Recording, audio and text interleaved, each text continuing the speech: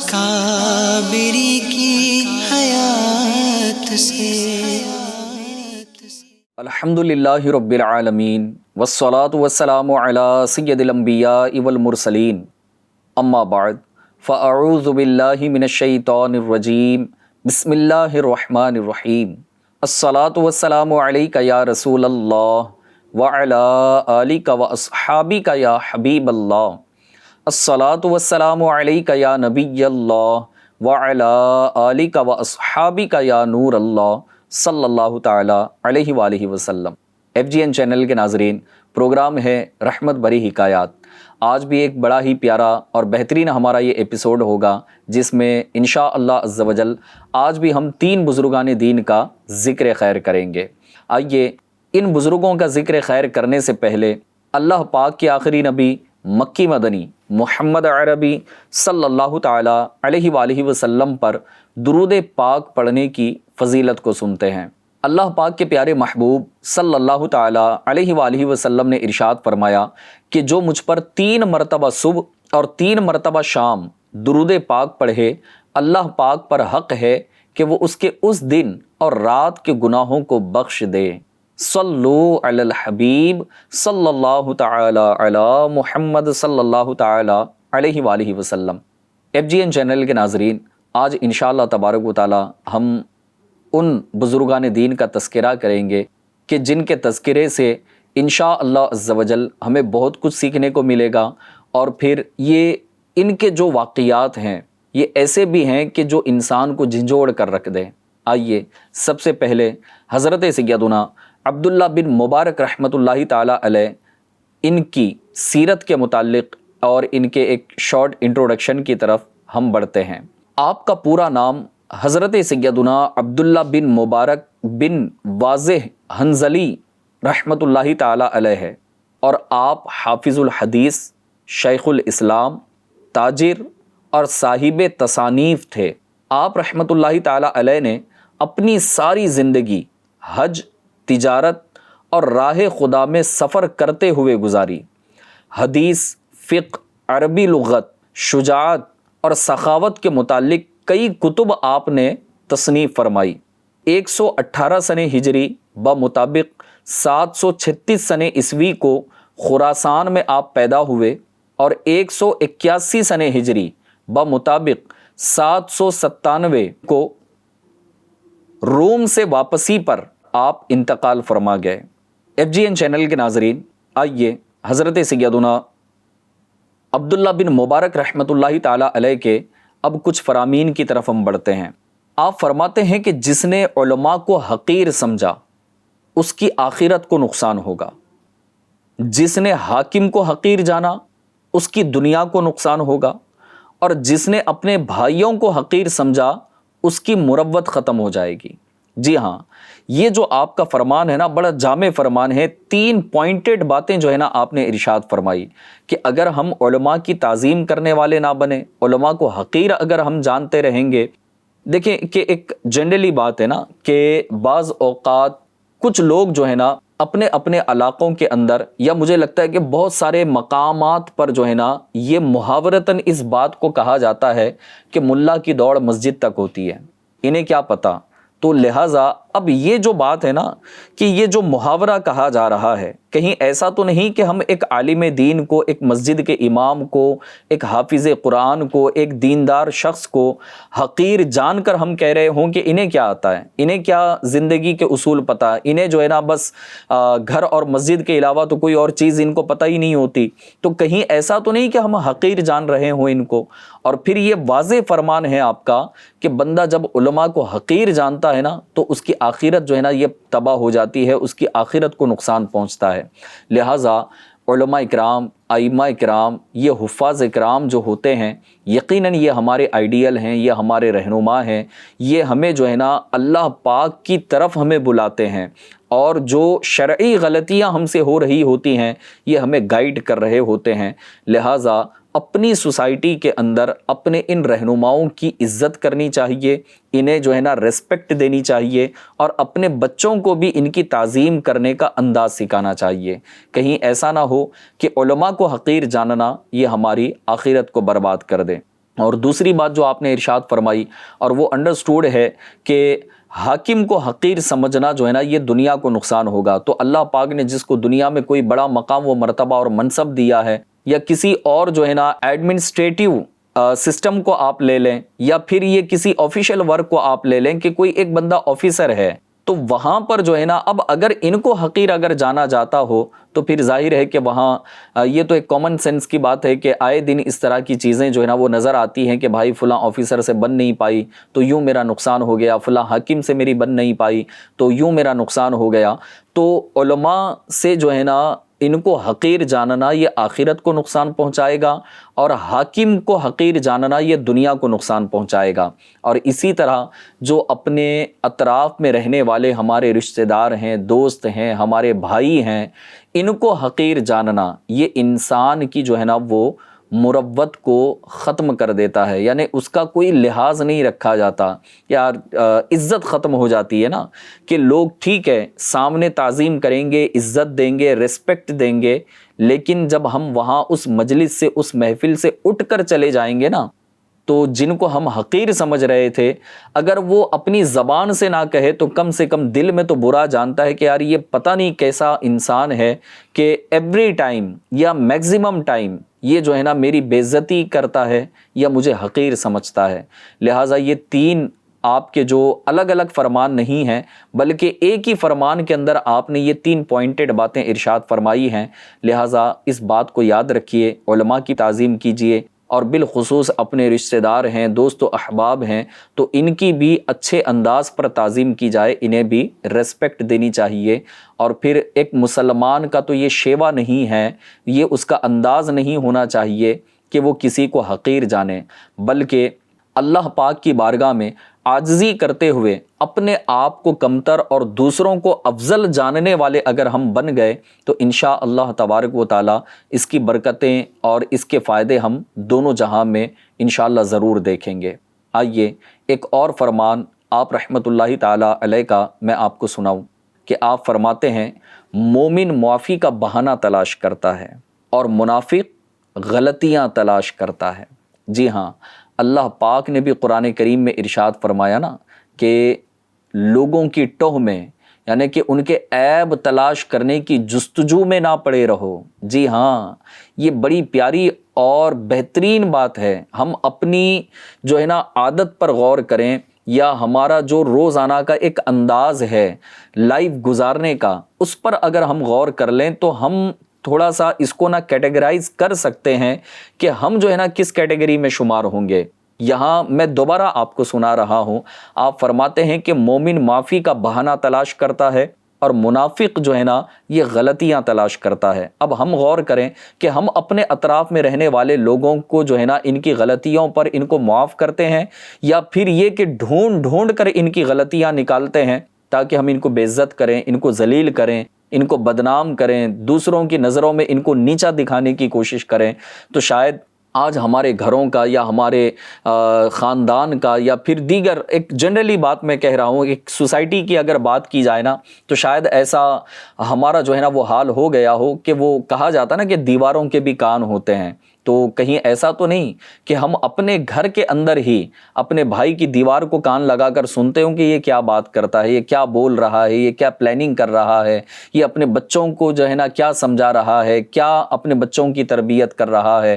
ہو سکتا ہے بعض اوقات ایسا بھی ہوتا ہو کہ یہ میں بالکل اگر اس بات کی طرف اشارہ کروں تو شاید اسلامی بہنوں میں بھی جو ہے نا وہ یہ عادت ہوتی ہے کہ اپنے چھوٹے بچے ہیں نا ان کو بھی بھیج دیتے ہیں. جیسے جوائنٹ فیملی ہو تو کہتے کہ جاؤ چاچا کے روم میں یا پھر ان کے گھر میں چلے جاؤ، وہ دیکھو کیا بات کر رہے ہیں، مجھے آ کر بولنا. کیوں بولنا بھائی، کیوں بتانا ہے؟ آپ بچے کو بچپن میں ہی کس بات کی عادت ڈال رہے ہو کہ وہ کسی کی چغلی آپ کے پاس آ کر کرے، کسی کی غیبت آپ کے پاس آ کر کرے، کسی کے عیب جو ہے نا وہ آپ کو وہ آ کر کے سنائے؟ اس کا کیا فائدہ ہوگا؟ ہو سکتا ہے آپ کے ذہن میں اگر کوئی ایسا فتنہ پیدا ہو رہا ہو نا تو بظاہر تھوڑی سی ہو سکتا ہے کہ آپ کو واہ واہ مل جائے گی، تھوڑی سی عزت مل جائے گی، لیکن یاد رکھیں کہ خاندان تباہ ہو جائے گا، رشتہ داریاں ٹوٹ جائیں گی، عزتیں ختم ہو جائیں گی اور مروت ختم ہو جائے گی، اور سب سے بڑا نقصان یہ ہوگا کہ اللہ پاک کی بارگاہ میں ہم ذلیل ہو جائیں گے، رسوا ہو جائیں گے۔ تو اپنے بچوں کی بھی اچھی تربیت کریں۔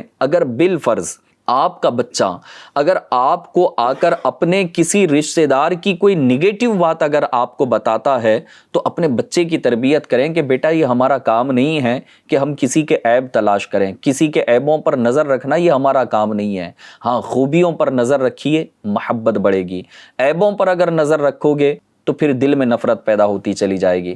تو لہٰذا FGN چینل کے ناظرین، یہ اس فرمان کو بار بار دہراتے رہیے۔ آپ فرماتے ہیں کہ مومن معافی کا بہانہ تلاش کرتا ہے، معاف کرنے والے بنیے۔ آپ فرماتے ہیں کہ منافق جو ہے نا یہ عیبوں کی تلاش میں رہتا ہے۔ تو ہم نے منافق نہیں بننا ہے، بلکہ ہم نے ایک کامل مومن بن کر کامل انداز پر رب کی رضا والے کام کرتے ہوئے زندگی گزارنا ہے، تاکہ اللہ تبارک و تعالی ہم سے راضی ہو اور ہماری بے حساب ہمارا رب مغفرت فرما دے۔ آئیے حضرت سیدنا عبداللہ بن مبارک رحمۃ اللہ تعالی علیہ کے متعلق ایک پیاری حکایت شامل سلسلہ کر کے ہم دوسرے بزرگ کی طرف انشاءاللہ عز و جل بڑھیں گے۔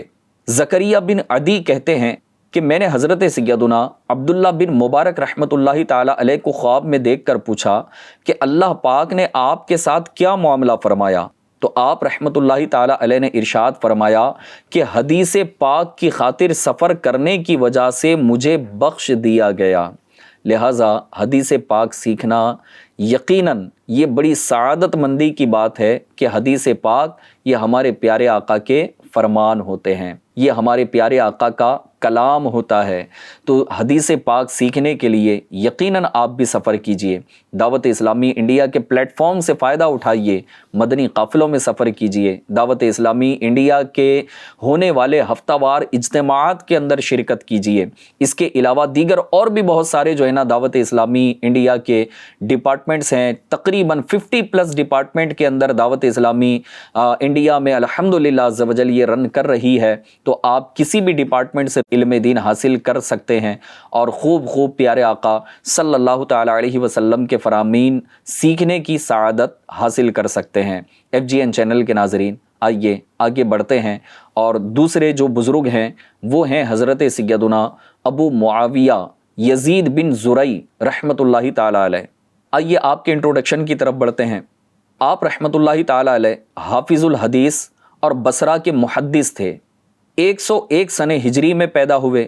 حضرت سیدنا بشر حافی رحمۃ اللہ تعالی علیہ فرماتے ہیں کہ حضرت سیدنا یزید بن زرعی رحمۃ اللہ تعالی علیہ علم حدیث میں مہارت رکھنے والے اور حافظ الحدیث ہیں۔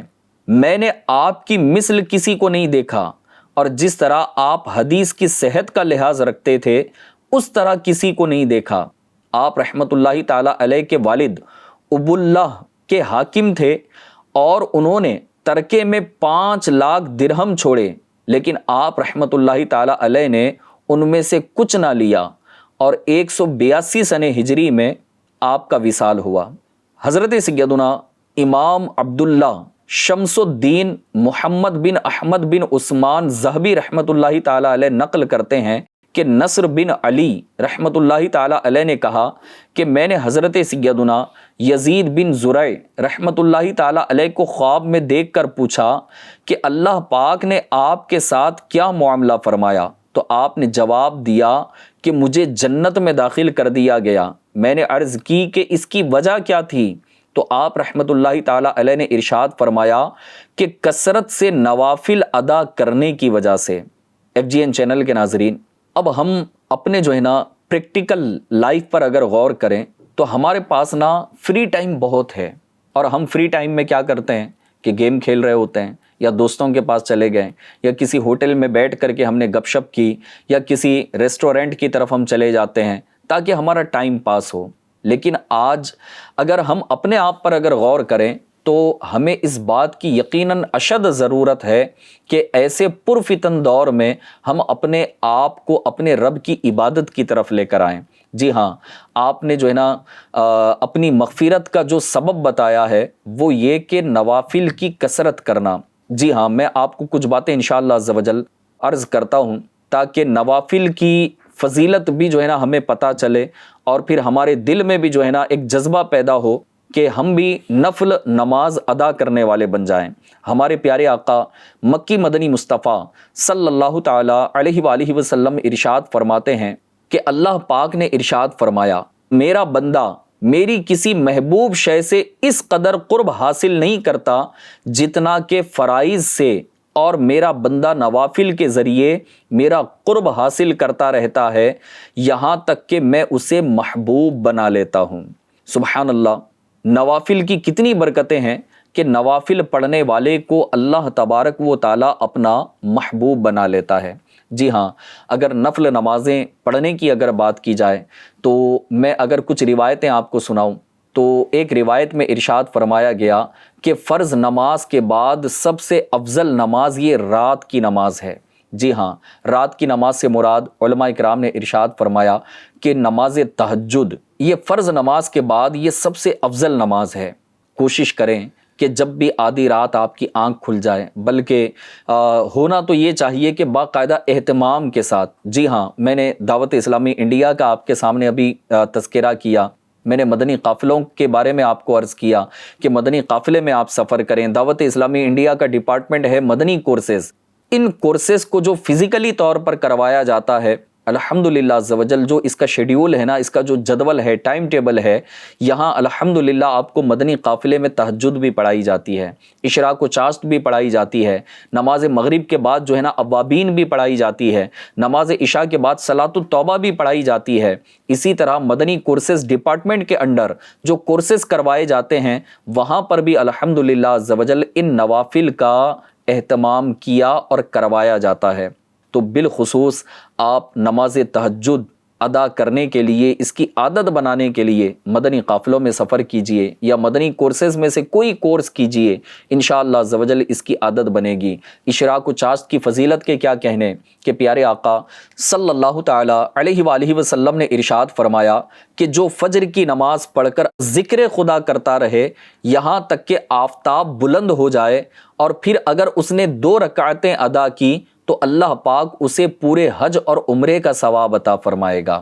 اور چاشت کی نماز کے متعلق ارشاد فرمایا گیا کہ جو بندہ چاشت کے نوافل ادا کرتا ہے تو ارشاد فرمایا گیا کہ اگرچہ اس کے گناہ سمندر کے جھاگ کے برابر ہو جائیں تب بھی اللہ پاک اس کی مغفرت فرما دیتا ہے۔ پھر اس کے علاوہ جو نماز مغرب کے بعد اور نماز اوابین ہوتی ہے تو اوابین کے متعلق ارشاد فرمایا گیا کہ نماز اوابین یہ کثرت سے عبادت کرنے والوں کی نماز ہے۔ نماز عشاء کے بعد صلاۃ التوبہ روزانہ ادا کرنے کا اہتمام کیجئے کہ 2 رکعت کم از کم 2 رکعت نفل نماز صلاۃ التوبہ ادا کیجئے اور اللہ پاک کی بارگاہ میں دعا کرنے کا اہتمام کریں، اور انفرادی طور پر ہی کر لیں کہ اللہ تبارک و تعالیٰ آج پورے دن میں جو مجھ سے گناہ سرزد ہوئے، نافرمانی ہوئی، اس کی مغفرت فرما دے، اور پھر یہ کہ کلمہ طیبہ کلمہ شہادت پڑھ کر اللہ تبارک و تعالیٰ کی بارگاہ میں توبہ کر کے پھر یوں اپنے دن کا اختتام کیا جائے اور پھر ہم آرام کی طرف بڑھیں۔ لہٰذا FGN چینل کے ناظرین، یقیناً دعوت اسلامی انڈیا ہمیں ایک بہترین پلیٹ فارم جو ہے نا پرووائڈ کرتی ہے، اور اس طرح کی عبادتیں، ریاضتیں، اعمال کے متعلق اصلاح، مزید یہ کہ پیارے آقا کی سنتیں سیکھنا اور بہت کچھ الحمدللہ عز و جل علم دین کے مدنی پھول آپ کو دعوت اسلامی انڈیا کے پلیٹ فارم سے ملیں گے۔ لہٰذا پریکٹیکلی دعوت اسلامی انڈیا کے پلیٹ فارم سے آپ استفادہ کیجئے، اس کا ضرور فائدہ اٹھائیے، انشاءاللہ عز و جل اس کی برکتیں ہمیں دونوں جہاں میں نصیب ہوں گی۔ FGN چینل کے ناظرین، اب آئیے ایک اور بڑے ہی پیارے مشہور بزرگ ہیں، ان کا ہم ذکر خیر اپنے سلسلے میں شامل کریں گے، اور پھر ان کے ذکر خیر کے بعد پھر ہم اختتام کی طرف بڑھیں گے۔ اور یہ بزرگ ہیں حضرت سیدنا ابو علی فضیل بن ایاز رحمۃ اللہ تعالی علیہ۔ آئیے آپ کے ایک انٹروڈکشن کی طرف ہم بڑھتے ہیں۔ شیخ حرم حضرت سیدنا ابو علی فضیل بن ایاز بن مسعود تمیمی رحمۃ اللہ تعالی علیہ بڑے عبادت گزار اور نیک آدمی تھے، روایت حدیث میں با اعتماد تھے، بے شمار لوگوں نے آپ رحمۃ اللہ تعالی علیہ سے اکتساب فیض کیا، جن میں سے حضرت سیدنا امام شافعی رحمۃ اللہ تعالی علیہ بھی شامل ہیں۔ آپ رحمۃ اللہ تعالی علیہ 105 سنہ ہجری بمطابق 723 سنہ عیسوی کو سمرقند میں پیدا ہوئے۔ ابی ورد میں پرورش پائی، جوانی میں کوفہ تشریف لائے، پھر مکہ مکرمہ میں مستقل سکونت اختیار کی۔ پہلے آپ ابی ورد اور سرخس کے درمیانی علاقے میں ڈاکے ڈالتے تھے۔ جی ہاں، یہ وہی حضرت سیدنا فضیل بن عیاض رحمۃ اللہ تعالی علیہ ہیں کہ جو بڑے مشہور ڈاکو تھے، لیکن اللہ پاک نے آپ کو کس قدر بلند مقام و مرتبہ عطا فرمایا اور اس کی وجہ کیا تھی، آئیے آگے سنتے ہیں۔ آپ رحمۃ اللہ تعالی علیہ کی توبہ کا سبب کیا بنا، آپ نے اللہ کی بارگاہ میں توبہ کیسے کی کہ ایک اتنا بڑا ڈاکو کہ جن کا نام سن کر جو ہے نا لوگ کانپا کرتے تھے، اس علاقے سے سفر کرنا لوگوں کا دشوار ہوتا تھا، اور پھر اکیلا کوئی اس راستے سے جانا پسند نہیں کرتا کہ کہیں فضیل بن عیاض ہمیں لوٹ نہ لے۔ لہٰذا اتنے بڑے ڈاکو کا اتنے بڑے جو ہے نا ولایت کے منصب پر پہنچ جانا، اتنا علم دین حاصل کرنا، اور پھر شروع میں نے آپ کے انٹروڈکشن میں ایک لفظ ان کے بارے میں جو ہے نا، ایک لقب ان کے بارے میں نے کہا، شیخ حرم۔ جی ہاں، یہ کوئی جو ہے نا چھوٹا لقب نہیں ہے۔ حرم شریف کا شیخ ہونا اور پھر وہاں کا جو ہے نا ایک بہت بڑا عالم دین ہونا، یہ کوئی معمولی بات نہیں ہے۔ تو ایک ڈاکو کا اس قدر جو ہے نا تبدیل ہو جانا، اس کا ریزن کیا رہا؟ تو سنیے گا کہ آپ کی توبہ کا سبب یہ بنا کہ ایک مرتبہ جو ہے آپ کو ایک لونڈی سے عشق ہو گیا۔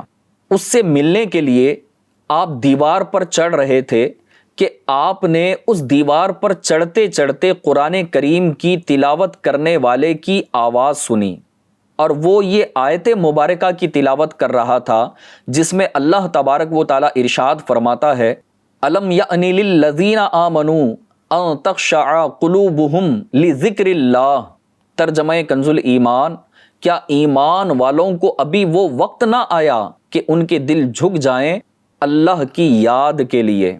جب یہ آیت مبارکہ کی تلاوت کی گئی اور یہ آیت مبارکہ کی تلاوت کی آواز جب ان کے کانوں تک پہنچی تو دیوار چڑھتے چڑھتے جب آپ نے اس کو سنا تو کہنے لگے کہ اے میرے رب، یقیناً مجھ پر وہ وقت آ گیا ہے۔ جی ہاں، رب قرآن کریم میں ارشاد فرما رہا ہے نا کہ کیا ایمان والوں کو وہ ابھی وہ وقت نہ آیا کہ ان کے دل جھک جائیں اللہ کی یاد کے لیے؟ تو آپ نے سنا اور سن کر کہا کہ یقیناً مجھ پر اب وہ وقت آ گیا ہے۔ پھر آپ وہاں سے لوٹ گئے اور رات گزارنے کے لیے ایک ویرانے میں تشریف لے گئے۔ وہاں ایک قافلہ رکا ہوا تھا۔ ان قافلے والوں میں سے بعض نے کہا کہ چلو ہم یہاں سے روانہ ہوتے ہیں، تو بعض نے کہا کہ ہم صبح کو روانہ ہوں گے کیونکہ اس راستے پر فضیل نامی ایک ڈاکو ہے جو ہمیں لوٹ لے گا۔ آپ رحمت اللہ تعالی علیہ نے جب ان لوگوں کی گفتگو سنی تو اللہ پاک سے آپ نے توبہ کی۔ جی ہاں، اب یہاں رک کر جو ہے نا میں ایک بات FGN چینل کے ناظرین آپ سے عرض کرنا چاہوں گا کہ حضرت فضیل بن عیاض رحمت اللہ تعالی علیہ خود با نفس نفیس ان قافلے والوں کے پاس ہیں، اور قافلے والوں کے درمیان کیا گفتگو ہو رہی ہے؟ بعض کہہ رہے ہیں کہ چلو ابھی رات میں سفر کرتے ہیں، تو بعض کہہ رہے ہیں کہ رات میں سفر نہیں کرنا ہے، صبح سفر کریں گے کیونکہ اس راستے میں فضیل بن عیاض نامی ڈاکو ہے جو ہمیں لوٹ لے گا۔ تو اب یہاں جو آپ کے دل کی جو کیفیت بنی نا، گویا ایسی تھی کہ یا اللہ میں کتنا برا ہو گیا کہ لوگ میرے نام سے اتنا ڈرتے ہیں کہ وہ سفر نہیں کر پا رہے ہیں، اور پھر یہ کہ آگے جو ہے نا ان کے رکاوٹ کا میں سبب بن رہا ہوں۔ اب یہاں پر یہ بھی ہے نا کہ کسی کا سفر اچھے ارادے سے بھی ہوگا، کوئی کاروبار کرنے کے لیے جا رہا ہے، تو اب یہاں دل کی ایک کیفیت ایسی نا کہ میں اتنا بھی برا ہو گیا کہ لوگ میرے نام سے اتنا ڈرتے ہیں۔ لیکن آج اگر ہم اپنی سوسائٹی پر یا اپنے آپ پر اگر غور کریں نا، تو جو لوگ اس طرح کے کام کرتے ہیں کہ جن کا ایک رعب و دبدبہ ہے، جن کی ایک ہیبت لوگوں کے دلوں میں ہے، اور اگر وہ کسی جگہ بیٹھ کر اپنے بارے میں اگر اس طرح سے سنتے ہیں نا کہ بھائی وہ تو فلاں جو ہے نا بڑا دمدار آدمی ہے، بڑا مضبوط آدمی ہے، بڑا پہلوان ہے، بڑا طاقتور ہے، اس کے سامنے تو کسی کی چلتی نہیں، تو شاید اس کا تو سینہ چوڑا ہو جائے۔ جی ہاں، کہیں ہم بھی تو ایسے نہیں؟ ہاں غور کرنے والی بات ہے. کہیں ہم بھی تو ایسے نہیں کہ ہم اپنے جو ہے نا اس بری صفت کو لوگوں کی زبان سے سن رہے ہوں اور اپنی جو ہے نا کالر چڑھا کر کہہ رہے ہوں کہ لوگ میری تعریف کر رہے ہیں. تو یاد رکھیے تعریف نہیں ہو رہی ہے, یہ جو ہے نا ایک برائی کو بیان کیا جا رہا ہے, یہ ایک بری صفت کو, ایک بری کوالٹی کو جو ہے نا بیان کیا جا رہا ہے کہ یہ بڑا بدتمیز اور برا آدمی ہے, کہ جو ہے نا وہ یوں سمجھ لیں کہ لوگ اس کو پسند نہیں کرتے. لہٰذا ہماری کیفیت میں اور حضرت فضیل بن عیاض رحمۃ اللہ تعالی علیہ کی کیفیت میں فرق تھا. اللہ جس پر کرم فرما دے. آپ نا سینہ چوڑا کر کے نہیں بیٹھے رہے وہاں پر کہ میرے جو ہے نا ڈاکے کا اس قدر شہرہ اور میرے جو ہے نا رعب و دبدبے کا جو ہے نا اس قدر شہرہ ہے کہ لوگ مجھ سے اتنا ڈرتے ہیں. آپ سینہ چوڑا کر کے نہیں بیٹھے. آپ کے دل کی کیفیت یہ تھی کہ کہیں میں اتنا برا تو نہیں ہو گیا کہ میرے رب کی بارگاہ میں جب مجھے پیش کیا جائے تو میرا کیا ہوگا. لہٰذا ایف جی این چینل کے ناظرین, آپ نے جو ہے نا وہاں توبہ کی, ان قافلے والوں کو امان دی اور پھر وہاں سے آپ مکہ مکرمہ جو ہے نا آپ حرم شریف تشریف لے گئے اور مرتے دم تک وہیں رہے. ابو علی رازی رحمۃ اللہ تعالی علیہ کہتے ہیں کہ میں 30 سال تک 30 years, it's a long period. جی ہاں, آپ فرماتے ہیں کہ 30 سال تک حضرت سیدنا فضیل بن عیاض رحمۃ اللہ تعالی علیہ کی صحبت میں رہا, مگر میں نے آپ کو نہ کبھی ہنستے دیکھا اور نہ ہی مسکراتے دیکھا, سوائے اس دن کے جس دن آپ کے بیٹے علی کا وصال ہوا. میں نے آپ سے اس کا سبب پوچھا کہ آج تو آپ کے بیٹے کا انتقال ہوا ہے اور آپ مسکرا رہے ہیں, تو آپ نے اس کی وجہ ارشاد فرمایا کہ آج میرے بیٹے کا انتقال ہونا یہ معاملہ میرے رب کو پسند تھا کہ میرے رب کی مرضی سے میرے بیٹے کا انتقال ہوا ہے. تو جس بات پر میرا رب مجھ سے راضی ہے, یعنی جس بات کو میرے رب نے پسند فرمایا, میں بھی اس پر راضی ہوں, اور یوں میرے رب کی رضا کے لیے جو ہے نا وہ میں مسکرا رہا ہوں. گویا آپ نے یوں ارشاد فرمایا. لہٰذا ایف جی این چینل کے ناظرین, 187 سنہ ہجری بمطابق 803 سنہ عیسوی کو حضرت سیدنا فضیل بن عیاض رحمۃ اللہ تعالی علیہ مکہ مکرمہ میں ہی انتقال فرما گئے, وصال فرما گئے. آئیے آخر میں حضرت سیدنا فضیل بن عیاض رحمۃ اللہ تعالی علیہ کے کچھ فرامین شامل سلسلہ کرتے ہیں اور پھر اختتام کی طرف بڑھیں گے. آپ فرماتے ہیں کہ اپنے مسلمان بھائیوں کی غلطیوں کو معاف کرنا بہادری ہے. جی ہاں, تو لوگوں کو معاف کرنے والے بنیے, انشاءاللہ دل کو بھی سکون ملے گا, خوشی بھی نصیب ہوگی, اور اللہ پاک نے چاہا تو انشاءاللہ آخرت میں بھی اس کی برکتیں نصیب ہوں گی. ایک اور بات آپ ارشاد فرماتے ہیں کہ اگر تم سے پوچھا جائے کہ کیا اللہ کا خوف رکھتے ہو تو تم خاموش رہنا, کیونکہ اگر تم کہو گے نہیں تو یہ کفر ہوگا, اور اگر کہو گے ہاں تو جھوٹ ہوگا. پھر فرمایا اگر تم سے پوچھا جائے کہ کیا اللہ سے محبت کرتے ہو تب بھی تم خاموش رہنا, کیونکہ اگر کہو گے نہیں تو یہ کفر ہوگا, اور اگر کہو گے کہ ہاں میں اللہ سے محبت کرتا ہوں تو تمہارا انداز محبت کرنے والوں جیسا نہیں ہے, پس اللہ کی ناراضی سے ڈرو. اور ظاہر ہے کہ جب محبت کا اظہار کیا جا رہا ہے نا, تو پھر اپنے اعمال پر بھی ہم غور کر لیں. ہم کہیں کہ میں رب سے محبت کرتا ہوں لیکن نمازی ادا نہ کرتے ہوں, ہم کہتے ہوں کہ ہم اپنے رب سے محبت کرتے ہیں لیکن اس کے احکام پر عمل ہی نہ کرتے ہوں, ہم کہتے ہیں کہ ہم اپنے رب سے محبت کرتے ہیں اس کے کلام کی تلاوت ہی نہ کرتے ہوں, تو یہ محبت کرنے والوں کا انداز نہ رہا نا پھر. تو ایف جی این چینل کے ناظرین, یقیناً آپ نے بڑے پیارے پیارے اور بہترین جو ہے نا باتیں آپ نے ارشاد فرمایا کہ جس نے لوگوں کو جان لیا اس نے راحت و سکون کو پا لیا. جی ہاں, لوگوں کی نفسیات کو سمجھنا, ان کے انداز کو سمجھنا یقیناً یہ ایک بہت بڑی بات ہوتی ہے, اور جس دن ہم لوگوں کی نفسیات کو, ان کے انداز کو اگر سمجھنے میں کامیاب ہو جائے نا تو یقیناً راحت اور سکون ہمیں نصیب ہوگا. پھر فرمائے کہ جب اللہ پاک کسی بندے سے محبت فرماتا ہے تو اس کے غم کثیر ہو جاتے ہیں, اور جب اللہ پاک کسی بندے کو ناپسند فرماتا ہے تو اس پر دنیا وسیع ہو جاتی ہے. یعنی دنیا کا بہت زیادہ مل جانا جو ہے نا یہ رب کی ناراضگی کا ایک سبب بن سکتا ہے کہ اللہ پاک جس سے ناراض ہے اسے دنیا عطا کر دیتا ہے اور آخرت میں اس کے لیے کوئی حصہ نہیں ہوتا. ایف جی این چینل کے ناظرین, یقیناً یہ بڑے ہی پیارے فرامین آپ نے ارشاد فرمائے ہیں. آئیے حضرت سیدنا فضیل بن عیاض رحمۃ اللہ تعالی علیہ کی انتقال کے بعد والی ایک حکایت سنتے ہیں, پھر ہم اختتام کی طرف بڑھیں گے. حضرت سیدنا ابو بکر عبداللہ بن محمد بن عبید المعروف امام ابن ابی دنیا رحمۃ اللہ تعالی علیہ فرماتے ہیں ایک مکی شخص نے بیان کیا کہ میں نے سعید بن سالم کو خواب میں دیکھ کر پوچھا کہ اس قبرستان میں سب سے افضل کون ہے؟ تو جواب دیا حضرت سیدنا صالح بن عبد العزیز رحمۃ اللہ تعالی علیہ۔ میں نے پوچھا وہ آپ پر کس سبب سے فضیلت پا گئے؟ تو انہوں نے جواب دیا اس لیے کہ جب ان پر کوئی مصیبت آتی تو وہ اس پر صبر کرتے تھے۔ پھر میں نے پوچھا کہ حضرت سیدنا فضیل بن عیاض رحمۃ اللہ تعالی علیہ کا کیا ہوا؟ تو فرمایا انہیں ایسا لباس پہنایا گیا ہے کہ جس کے کناروں کے مقابلے میں دنیا کی کوئی حیثیت نہیں ہے۔ ایسا قیمتی لباس حضرت سیدنا فضیل بن عیاض رحمۃ اللہ تعالی علیہ کو پہنایا گیا۔ اور یہ جو بات بتائی گئی نا کہ اس قبرستان میں سب سے افضل کون ہے، تو بتایا گیا کہ حضرت سیدنا صالح بن عبد العزیز۔